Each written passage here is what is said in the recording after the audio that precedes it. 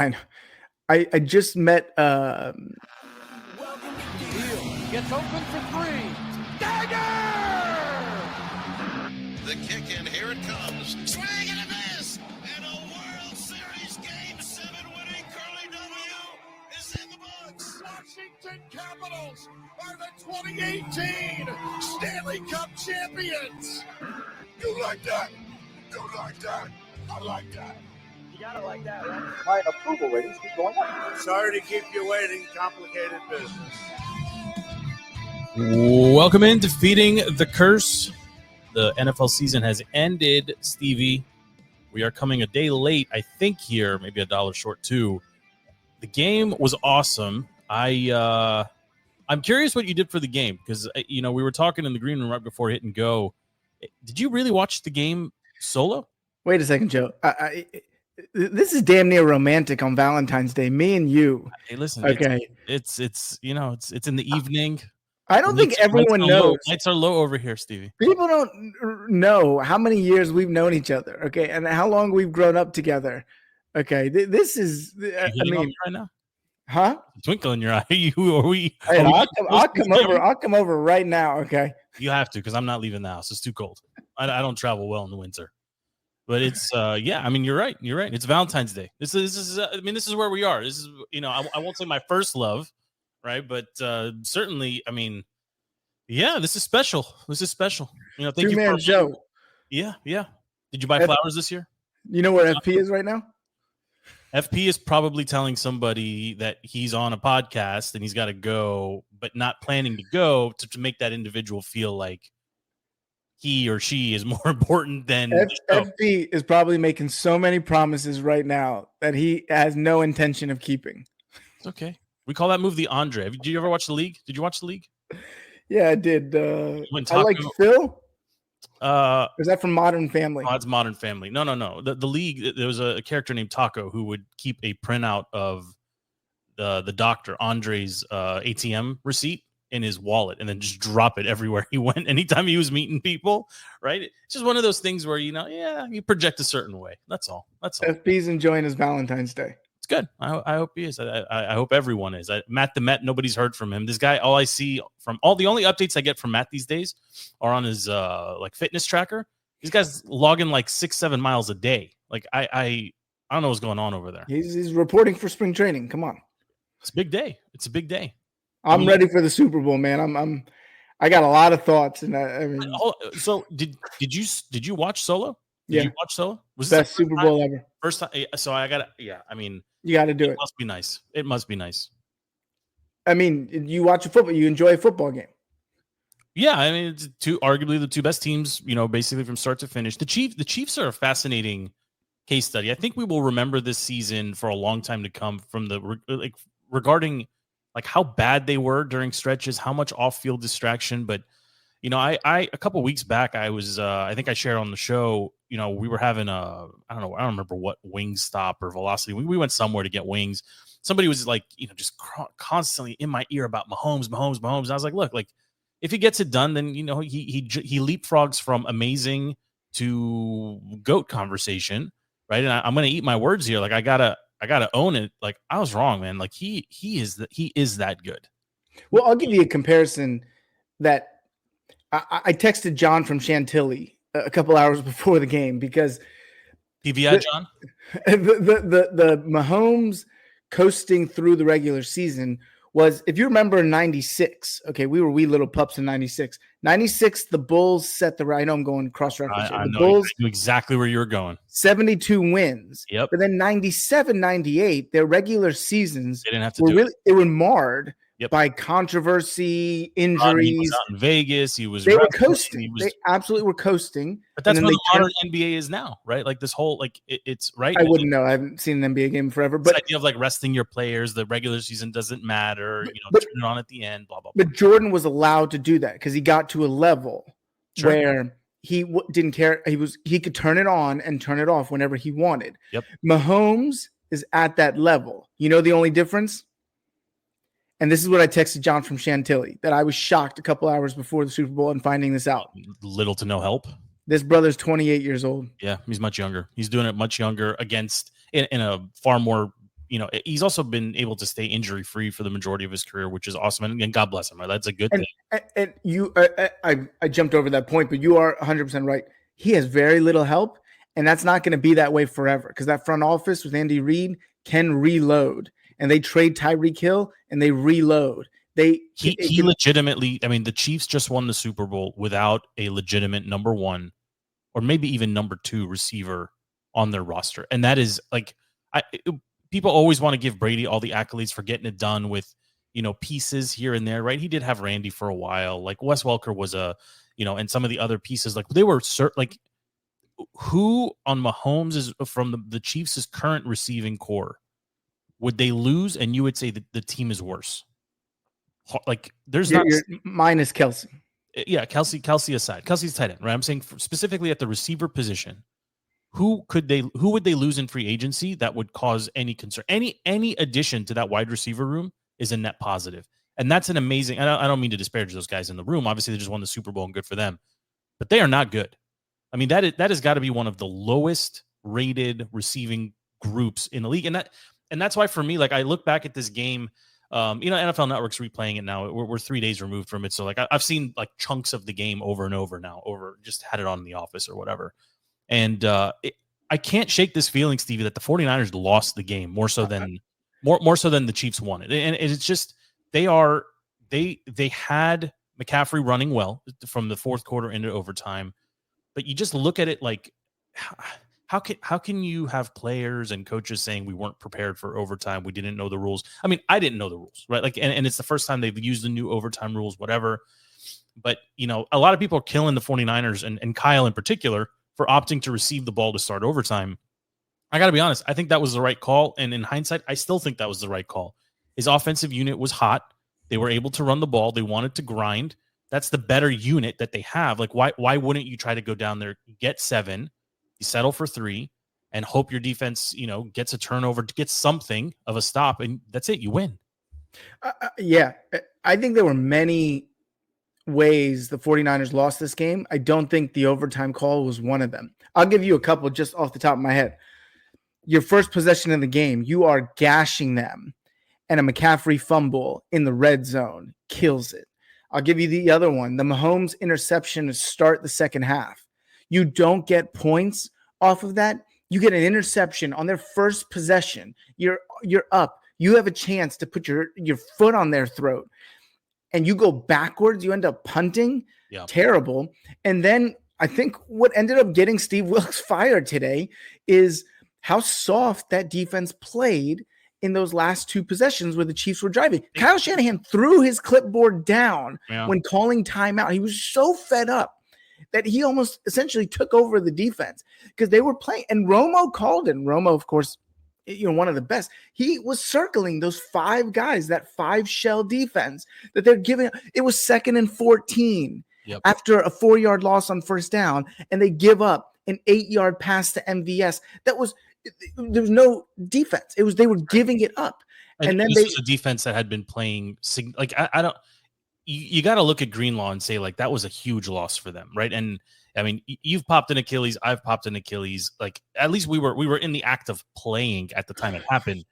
This guy, like I feel terrible for him. Like imagine you're getting sub. He took 1 play off, right, to rest. He was popping around that first series, man. He was ready to go. He was coming back in, popped his Achilles, and then had to watch his team lose in overtime. Like it's one thing when you're Aaron Rodgers and like everyone's hyped up for the season, and you pop your Achilles in game 1, possession 1.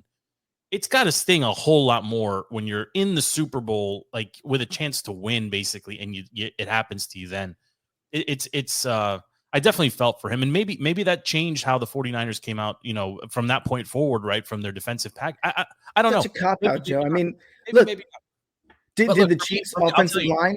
I'll tell you, for me, if you're the 49ers and the Chiefs start with, punt, field goal, punt, interception, whatever it was, you couldn't have asked for if you're a 49ers guy, you couldn't have asked for a better start to the game defensively than the Chiefs basically stalling. The Chiefs really, honestly, they did nothing until about halfway through the third quarter when they found their groove.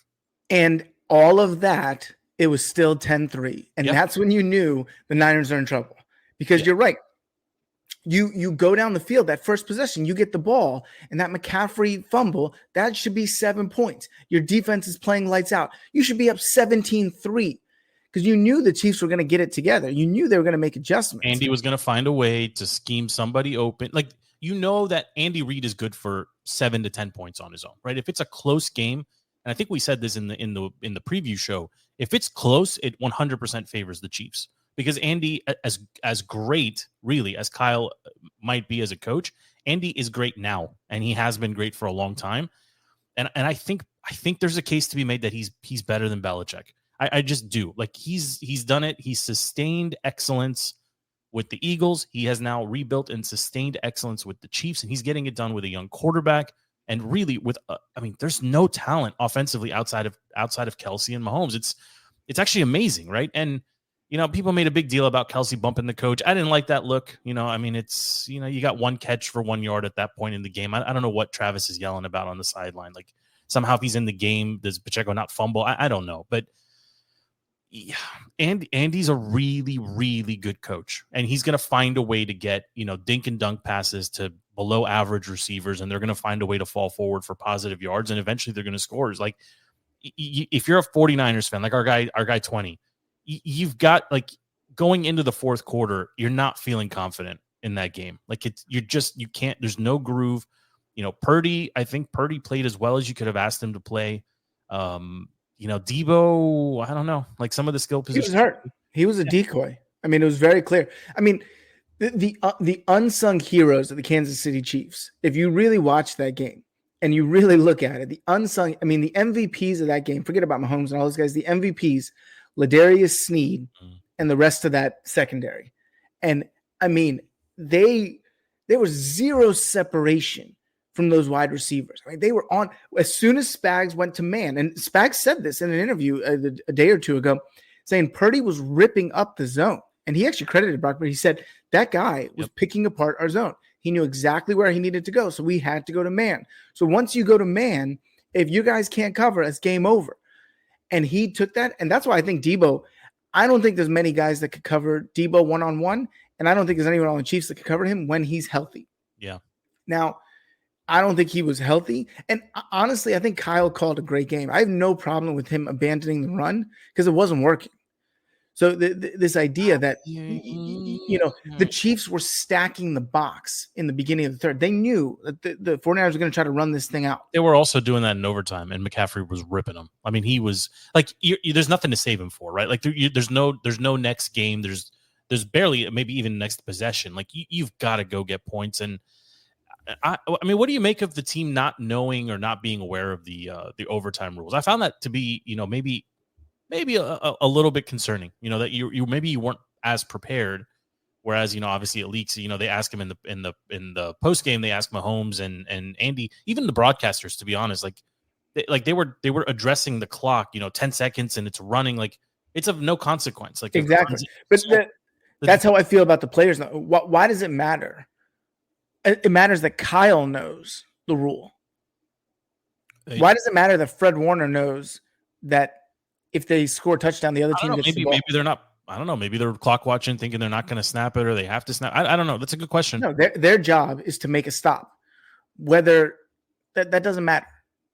As long as the coaches know the rule, I think that's much ado about nothing. I think people try to create these narratives. I think Kyle Shanahan coached a great game. I think he got a little timid towards the end there, kind of clock watching, like you're saying. But if you are Kyle, are you receiving, or you sending your defense out there to try to stop Mahomes? Well, Kyle's explanation made perfect sense. He said he wanted the first possession because he also wanted the third possession. Right. The idea is if both teams are tied after two possessions, it becomes sudden death. Yes, that's a giant advantage, and you just need to go kick a field goal. You win the game. Right. And so I'm betting that my team's going to score a touchdown. I'm also, what he's also saying is I'm intrinsically betting that they're going to score a touchdown also. Yeah. And so he took that bet. Yeah, I'm with you on this. I don't know why people are ripping him so hard for this. I mean, his offense was rolling to end the game. His offense, I mean, obviously they came out and McCaffrey was running. He was running fine. I mean, they were able to go down and get a field goal. I think I would have done the same. Oh, maybe the offense was tired, this and that. The offensive side of the ball for the 49ers, frankly, is better than the defensive side. It's a long game. You've been battling these guys for 60 plus minutes at this point. I think the confidence to go get points is always going to. I think it's also going to play better with amongst the team and the players. Like, it's different when let's go get points. It's a different mentality than we got to stop these guys, right? There's a whole lot of pressure on the defense to go get a stop. And to their credit, they almost did, but Mahomes is just that good. And I like I said, earlier, he has to be, given his age, his accolades, his individual accomplishments, and what he did this season in particular with this roster of basically castaway receivers, spare parts, rookies, and an aging tight end.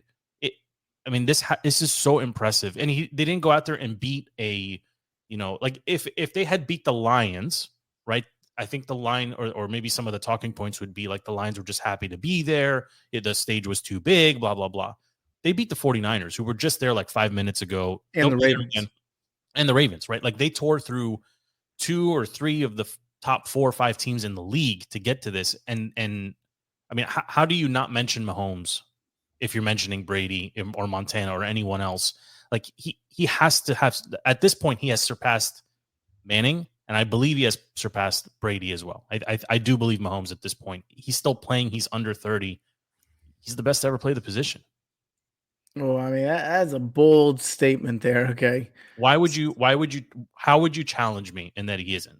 I mean, the titles and the MVPs are there. And the longevity that Brady had. I mean, 7 Super Bowls, 2 different teams, not the most talented rosters at every time. I think Mahomes is going to get there. I think he's going to get to the number of 7. I mean, he's really 28. He's got minimum 7 years left till he's 35. Brady, if not, he can go till he's 40. So, but the interesting thing, Mahomes is not in great shape. We all saw the dad bod. Yeah. I mean, yeah. I guess Brady wasn't in great shape either. No, I mean, Aaron. I mean, Brady was in amazing shape for his age, right? I mean, when you adjust for age, like, some of these guys are in better shape than others, but I don't think it factors in that much. I think where he deserves a lot of credit is being able to read defenses, audible out, and then just make the right decision, repeat, like, more often than not, like overwhelmingly 80-90% of the time, he's making the right read and the right pass. Well, and that's what I was so struck by. If you watch Brady's Super Bowls, those 2-minute drives, when he came back against his first Super Bowl against the Rams, and I think it was the Eagles and maybe the Panthers, these 2-minute drives, Brady's driving down the field. He doesn't make a throw over 10 yards for the most part.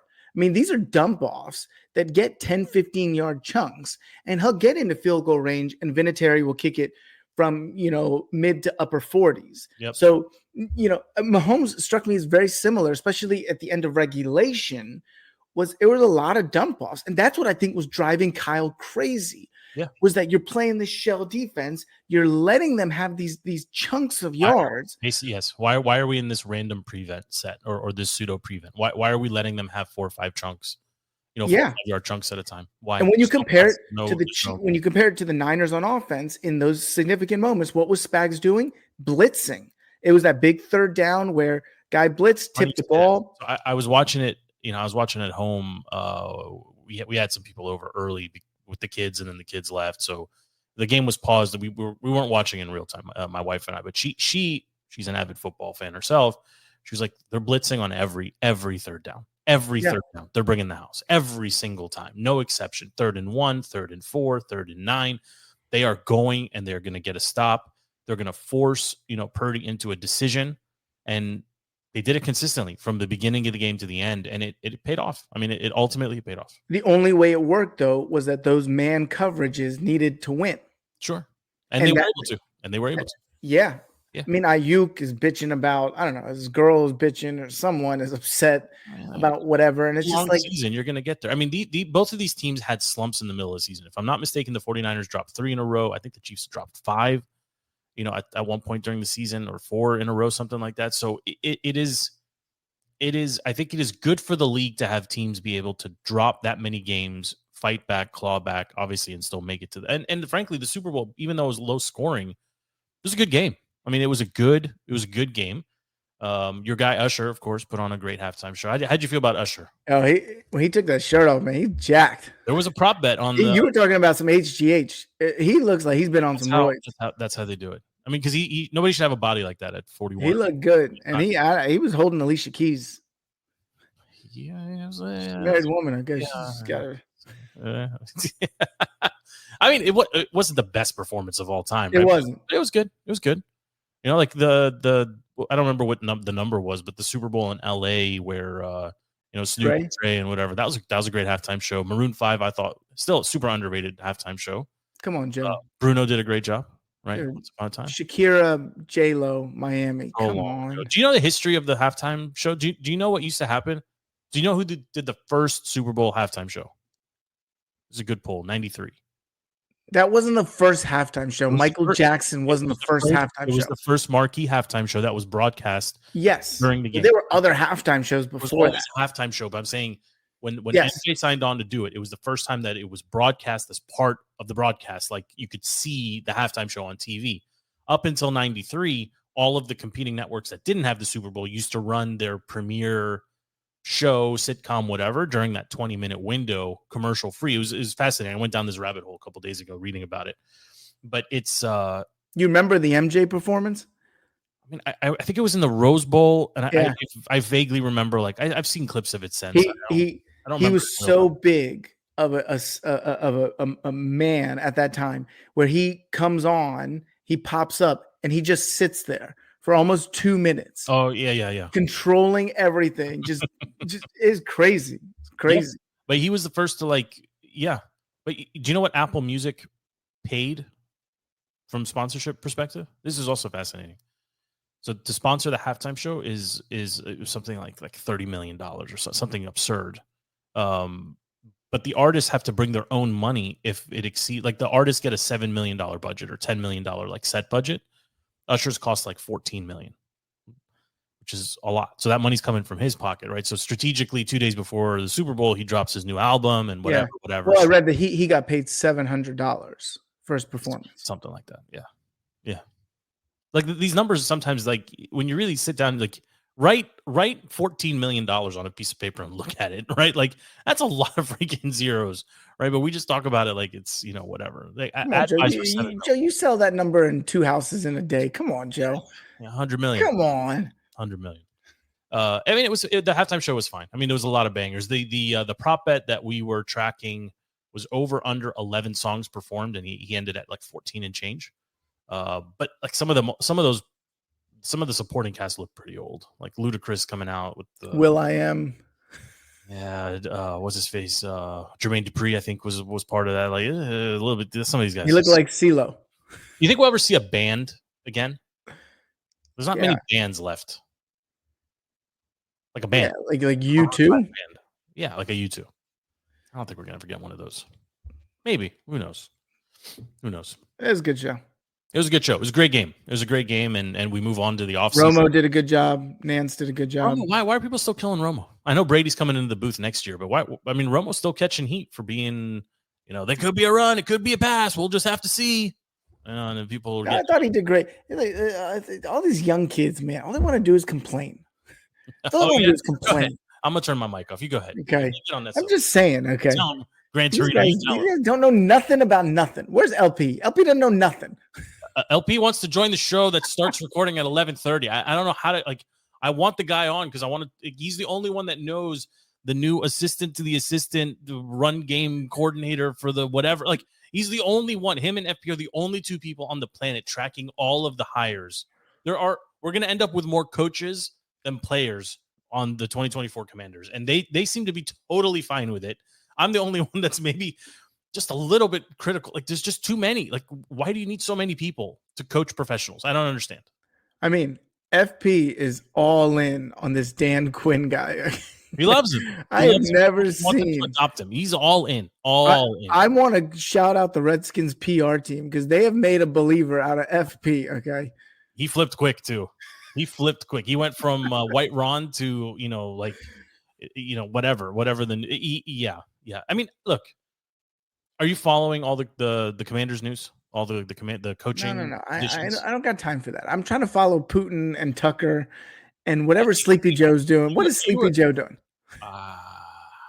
Dude, I can't respect. He's confusing world leaders. I cannot respect. You got to talk to somebody over at the White House, okay? Because somebody in their infinite wisdom thought the best thing from a PR perspective on the heels of Putin giving a 90-minute dissertation is to trot out, Joe Biden, President Biden. Joe, come on, you're smarter than that. The knives are out for him. They're setting him up. I can't respect anyone that still thinks Biden is going to run for president in 10 months. I can't look at them. What a ridiculous concept. Who is they're going to leave? They're going to vacate the seat and let Trump run unopposed? Who's going to run? Who's going to run? They got plenty of people. Yeah, Gavin Newsom beats Trump by 6 points. Big Mike? Oh, I should. No. Listen, I'm still in on the Pete market. Buttigieg beats Trump. No, you're in. Oh my God. What world are you living in? Dude, the world of, how many new voters we have? And I'm putting it nicely, new voters coming from the South. Yeah. That's the world I live in. Well, we have Chinese folks coming from the North too. So it's that 60 Minutes piece, by the way. So my buddy Mark sent that to me. I don't know if you watched that piece, but 60 Minutes did a piece on specifically on Chinese immigration, like illegal immigration, and it was fascinating. Like, it's fascinating. But anyway. Dude, for Biden not to do, by the way, that Super Bowl, the most softball interview that he was going to get. He's got double glaucoma. It was taped. It would have been taped too. They could have even reshot it. That's it. He can't see. Like, it's over, man. Like, I'm not going to comment on whether I think he's a good person or not, but as a human, I feel bad for him, man. Like, that's it. Like, this guy belongs on give him unlimited ice cream and a beach and just leave him alone. Like, he can't possibly, like, he's confusing the presidents of Mexico and Egypt. And I know everybody a lot of our social circle got a kick out of it because we're Egyptian, right? But like, he's not there anymore. Mentally, he's just not there. He can't. The Putin interview was incredible. It was actually incredible. I was surprised how much heat Tucker. I knew Tucker was going to catch heat for it. I'm surprised how much, and it's got some staying power too. What does he care? I mean, he's trying to grow a brand, right? He's trying to sell subscriptions to behind his paywall. He's trying to get some stuff done. He did what he was supposed to do. He sat down with a guy and teed him up to talk about whatever he wanted to talk about. Was he supposed to push back? What's he going to push back on?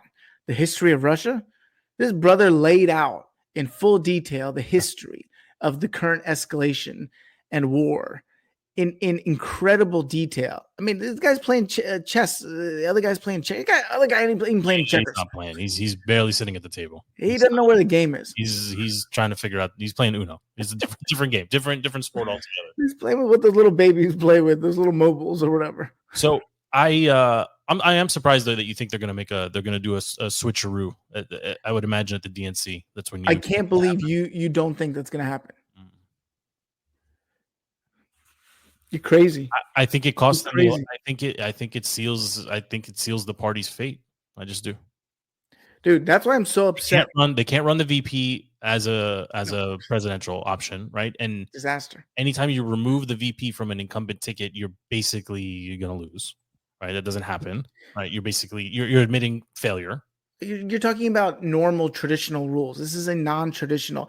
My fear, and this is why I was anti-Trump, was that the only candidate Trump can beat is Joe Biden. And the only candidate Trump can lose to is not Joe Biden. That makes sense? So if it's Joe Biden, you got Trump. If it's anyone else, you got Field. You're taking the field against them. It's not me. That's what the polls say. I mean, that's just... the polls know nothing. The polls had Hillary winning by in a landslide. That was different. Polls... Yeah, that's when votes counted. So, that was, it was a little different back then. Simpler world in 2016. Hey, going back to Super Bowl, man, I love that RFK Jr. commercial. I loved it too. But I mean, he only takes votes away from one party. So, I would be tempted, depending on who. He doesn't have a VP candidate, does he? I don't think so. Maybe Cheryl? Maybe. Who knows? Who knows? I love his wife, man. She's delightful. I still think of Mark Cuban Oh, you know, please. it could be. It'd be interesting. It'd be interesting. Musk ended Mark Cuban's career. He did. And Clay Travis goes in on him pretty hard too. All right, so you're not following Commanders news. It doesn't seem like you care. Do you think they will trade up from 2-1 to grab? God, I hope not. Yeah, I hope not too. Do you think they'll do it though? That's the question.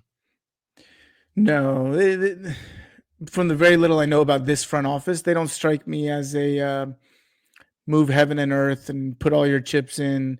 I mean, these guys have confidence in themselves to build a team, and so why would they take away chips and pieces that they could use? You know, I generally agree with that. I think they will stay at 2. I think if Caleb slips, they would take him. I think otherwise it's probably going to be Jaden Daniels. I still think that I would love to see them, fall back further in the draft in the first round and grab other more picks and just draft for all of the needs on the team. But yeah, I mean, we'll see. April's quite a ways away. The other big thing I wanted to jump into here is, I know you're headed to Florida soon. Let's go. Pitchers and catchers. Yeah. This is still like the unofficial start of the baseball season, right? No, it's the official start. What do you mean? Official start was spring training. Yeah, next week, spring training. So what's the difference between reporting and spring training? No. Pitchers and catchers report are the first groups to report to spring training. Why not left fielders? Because that's how it is. They already got video of Shohei Ohtani back from Tommy John surgery, and he's just hitting bombs. So are Dodgers must watch every night at this point then? Yeah. I mean, 2 of the 5 nights pitching. Well, Shohei's not going to be pitching, but you're going to have Yamamoto on the mound. They're going to be. I mean, the Braves, Dodgers. Just watching them. I mean, they won't collide until obviously, the postseason directly. But watching that chase and that just the 2 powerhouses. The Braves may be even more talented than the Dodgers, as presently constructed. What about here locally in DC? Well, what does the outlook for the Nationals look like? It's nothing to watch until the young guys come up. Is there a chance that we see them earlier in the season, or do you think Rizzo will wait to make sure that the team is not moving forward? Well, there's rules about eligibility. So if they come up too early, they lose a year of eligibility, like on their contracts, or their contracts would have to be negotiated. They'd get another year of playing on that contract. So Rizzo is very smart about when he brings them up in June, September, whatever it is. He's not going to bring them up earlier than they're ready for. But I mean, if they show out at spring training, they could start the season on the rock. There's a couple of guys, James Wood, top 5 prospect. I mean, has he done enough in AA, AAA ball that, if you're Rizzo, you might feel a little bit of pressure to bring them up soon, sell some tickets, get some excitement, because the current roster is bad. It's bad. Well, that's what I'm getting at. Like, what do we expect as Joe, the casual baseball fan? Like, how many Nats games am I watching outside of the first inning of the first game? No, there's no reason for you to watch. There's no reason for the casual fan to watch. This is the problem, right? This is a huge problem. I'm gonna watch because I'm not a casual fan, so I will watch all the time with the kids. We'll keep stats and follow these young guys. We already got players. We love CJ Abrams. He's gonna be a great player, but it ain't exciting. I mean, you go from Soto and Harper and Trey Turner and Schwarber. And I mean, these guys are hitting bombs and making incredible plays and all-stars. No. I mean, Matt was hyping up the Mets a little bit too. I mean, did you see anything there? Or obviously with the Yankees and, but the Mets in particular, division foe. I don't know. Like Matt just seems – Matt's always excited about the Mets. Matt, he's a good guy. He's completely wrong. He's a good guy. He is a good guy. What about Soto? What do you do with Soto now? I know the boys, your boys were huge on Soto. Well, they rocking pinstripes now or what? He's got the Soto Yankees. I don't have it next to me. But he's got the Yankees jersey, and they're going to be rake. I mean, Soto's going to have. If I was putting money on AL MVP, he'd be my pick because I mean he's going to be batting in front of Aaron Judge. He is going to get pitches to hit that he has never seen before. I don't care who he was batting in front of here in DC or even Manny Machado and Tatis in San Diego. I mean, he's gonna rake. And so right now you got the new look Orioles, who obviously new ownership group, investing in some renovations to the stadium. Yep. They made the big trade for Corbin Burns, incredible pitcher, elite pitcher. You got the Orioles and Yankees almost akin to the Braves and Dodgers. I mean, it's this arms race to, these powerhouses in the AL and NL. And Orioles is going to be fun, man. You talk about casual fan. If you're a casual fan, you're making the drive up 95 probably 2 or 3 times this year to go catch a nose game because that's fun as hell. I'm not driving. I'm not. No, you're making a day of it. You're getting crabs. You're going I got my T-Mobile MLB season, whatever they call it, right? Like I just need to know, like which team am I gonna? I guess I can't get the Orioles. No, there'll be local blackout, but Yankees, Dodgers. Yeah, Yankees and Dodgers we can get though. Yeah, we can definitely do that.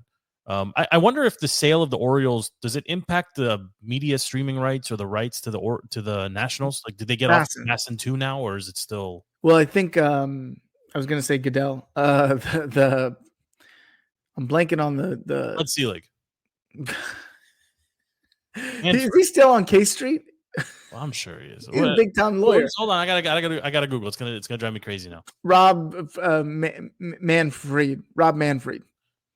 The commissioner? You fact checking me? It's Rob Manfred. I think that's what I just said. No, you didn't. You said I did. You said Tagliabue. It's Robert Dean Manfred Jr. That's what I just said. Manfred. Oh my God. One of the stipulations of the sale of the Orioles was to fix the Masson deal. So it looks like, but he did. It's still Masson 2. They're the last 2 teams, or like they're 2 of the last 5 teams in all of professional sports that are on HTS, or like I was going to say, is it HTS or HTN? It was HTS, Home Team Sports. Remember, HTS became Comcast Sportsnet, which became NBC Sports Washington, which for the Wizards and Caps is now Monumental. Yeah, well, you want to talk about Monumental, man? They're having a go of it. Hey, one of us said this whole thing was a ploy. It was never going to leave DC, and look what's happening now. It turns out the Alexandria Bills, it's over. When you say a ploy, you're saying he doesn't want to leave, and he's just using it as a bargaining chip. No, it is very clear he wants to go. I believe he wants to leave. I also believe he will not leave DC. It's done. Ship is sailed. It's done. No, what are you talking about? The Virginia House of Delegates said Youngkin was outside of his authority, and now it's a matter of who's going to pay for it. But okay, so when if it finds its way onto the ballot in October or in November, Virginians won't pay for it. They won't do it. But Leonsis then will pay for it. I don't think he will. I don't think he's going to walk away from $600 or $700 million to refurbish MCI Center. There's no way. He really wants it. But yes, he wants it because it's his legacy and his brand and whatever. But is he ruining his legacy? I think a little bit. I think there's a little bit of tarnish on it now. You've seen the backlash. Yeah. More so for the Wizards which is ironic, than the Caps, right? The Caps are the organization with sustained winning over the last, 2 decades or so. And it's nice to see Alex Ovechkin on the heater, but the Caps really do belong to Virginia more so than the Wizards do, but the Wizards, they really do belong. It's very similar to when the Redskins moved to Raljon. Like to me, it feels. Is this a race thing? Are we talking race? Are you beating around the bush here? I don't think it's a race thing. I think Washingtonians and Virginians generally felt like the map of Redskins fans was always DC and all the way south, basically like through Charlotte, North Carolina. Moving them into Maryland and then having the Ravens relocate like 15 minutes up 95, it destroyed the fan base. And I think that's the fear here as well. I think if you do move them into, not to say that the NBA is going to put a team in Baltimore, but couldn't you see it happening? Like it's too far. Like it's too far. Like these teams belong to DC. They're all Washington XYZ. They got to find a way to get them in DC. I personally would like them to stay where they are. I hate Chinatown. But the simple fact sucks, man. It's easier for everyone to get there. It's easier. It's central. It's central. Then Potomac Yards. Sure. Yeah. No, a metro station isn't designed. How many water taxis are you going to be chartering to get people over across? You're going to take metro? You're going to put your life into your own hands? Terrifying. That's part of the why. That's part of why the Virginia House of Delegates 86 the whole thing is because they're, the original proposal asked for like 9,000 parking spaces, which is not enough for a 22,000 person stadium or a 19,000 person stadium. But there's only actual spaces based on the latest rendering for like 2,600 spots, which means there's no parking. Which is why the people there are in full on revolt because all those cars will flood. You used to live right next to the Nats Park. What would happen with parking? Everybody would park around the neighborhood. Yeah, cars everywhere, right? DC. The price you pay for living near a ballpark. You know what happened to my property value? Pros and cons. Come on. Because of the Nats or because of everything that came with the Nats? Yes. Probably, right? Yeah. Everything. What are these people in Alexandria complaining about? Traffic. Please. Dude, come on. Really close to the airport. That's why. I was the only one in Tyson's that was for this casino that they shot down. I don't know. Where were they going to put it? Do you remember? Where? Dude, come on Spring Hill Road across from the Tesla. Okay. Tesla's on Tycho. Yeah. The Spring Hill was the street before it. Spring Hill Road, N7. Like where that old furniture store used to be, the Ethan Allen? Next door to it. Okay. I'm sure they would demolish that too, but yeah. Sure. So why was it canceled? Residents went crazy. There was a bunch of groups that went crazy. You know why? Because they saw what happened to MGM National Harbor at MGM. What happened, Steve? You tell us. The riffraff. Well, the riffraff comes where that's how it works. That's how it works. But that's a bigger issue. It's not a casino issue. But it would be an Alexandria and Potomac Yard issue too. Would it not? Yeah. I think DC's in real trouble right now. And it's on life support. And Leonsis could give him the death blow here. But if he leaves, I think it opens the door for an immediate return of the Commanders. Redskins are going right back, 100%. Yeah. But it would be. I think I would like to see them all in the district personally, and I think it's better for DC. Yeah, but they would need to clean up the city. They can do that. Why not hire people? Like people aren't working. Hire more police. The current administration cannot. That's your girl. You're wow. I'm surprised. I will bite my tongue. Okay. Okay. Well, I mean, now what do we do? Like the NFL season is over. This is 18 weeks or 19 weeks in a row of us talking NFL. And it's it's been great, but are we supposed to watch the NBA now, or what do we do now? I mean, live. What are we supposed to watch? FP clearly made his show. We know what FP's doing. FP is on. I think he's on date 3. I think he had a lunch. I think it's generous to call them dates. A dinner 1, and he's on dinner 2, and I might see him on Fortnite here in a little bit. Yeah, but I mean, are you going to watch the NBA? Like, what do you do now to fill your sports need? I'm going to a GW basketball game on Saturday, cheering on the Colonials, Revolutionaries, whatever they call them now. Yeah, can't be. You can't. There's no way they're the Colonials. No. Pop's still the coach. I love Pops Mtabansu. He's on the coaching staff, right? He's not on the coaching staff. Oh, okay. I think he's in the G League. Is there a D League? It's the G League, yeah. G League? Yeah. Lamar Butler, our guy from Mason, is one of the coaches on the Mason team now. I met his father was a security guard for the Nationals. Actually, built quite a friendship with his father. His father used to protect the parking lot for the players. Me and the kids used to go down there and get autographs. How did you connect the dots that he was Lamar Butler's pops? He told me my son's Lamar Butler. Oh, I said the guy who won the Final Four. Yeah, Lamar Butler actually one time guest on this show. If I'm not mistaken. I believe we interviewed him once upon a time during March Madness to get his take on the 2006 run.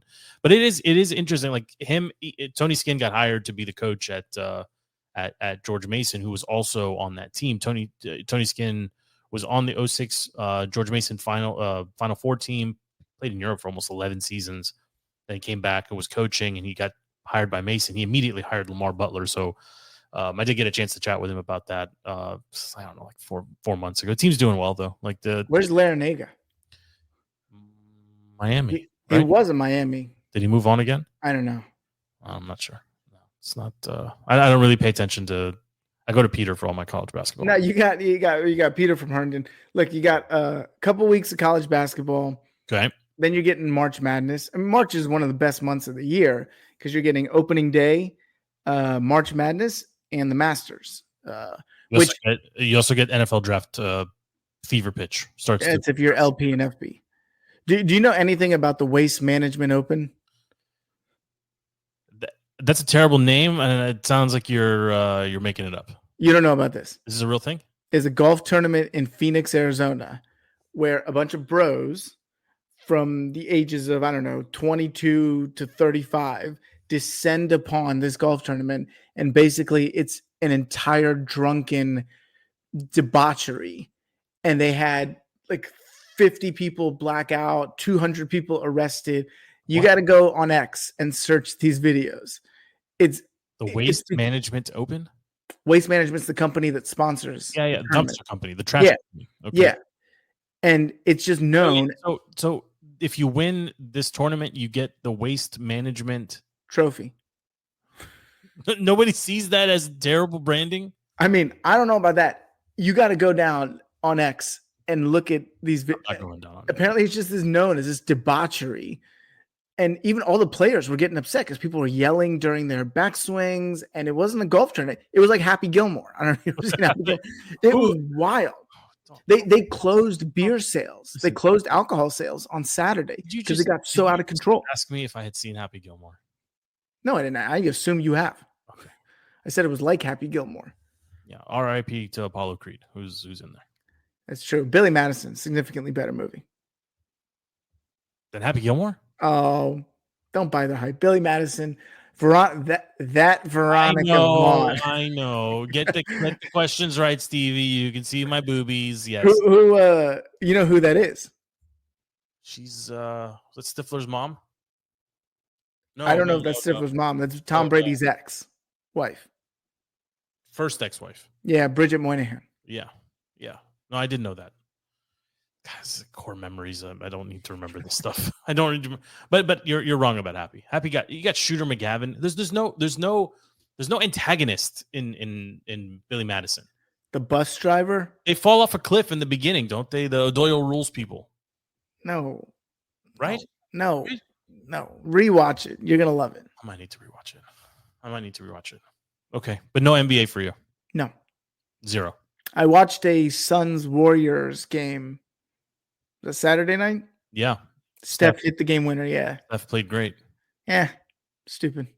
It's not stupid, but he's been playing for so long and doing the same shtick for so long that it seems very mundane now. But it's still very impressive what he's doing. I mean, 11 threes. Everybody shoots threes. Stupid. He makes them. The game sucks. Yeah, has he done more to change the game than Michael Jordan did? In the negative, sure. In general, like people will always. I think you have to. Yeah, the amount of Jordan changed it off the court. Jordan changed. Oh, endorsements and the shoes and whatever. Sure.